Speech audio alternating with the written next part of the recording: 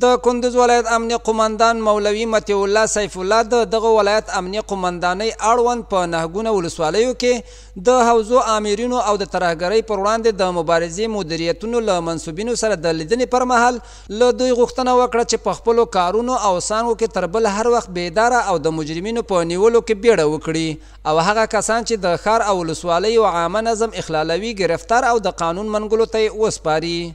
نوموړي په مرکز او ولسوالیو کې د حوزو آمرین او د ترهګرۍ پر وړاندې د مبارزې دغه منصوبین د امنیه قومندانۍ له مهمو اشخاصو څخه یاد کړل او د هر ډول همکاریو ډاډ یې ورکړ.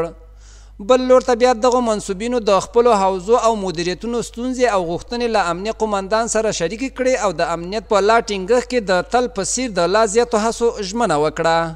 د کندوز امنیه قومندان په داسې حال کې له دغو منصوبینو سره ولیدل چې د دې ولایت د مرکز په ګډون په ټولو ولسوالیو کې امنیت تأمین دی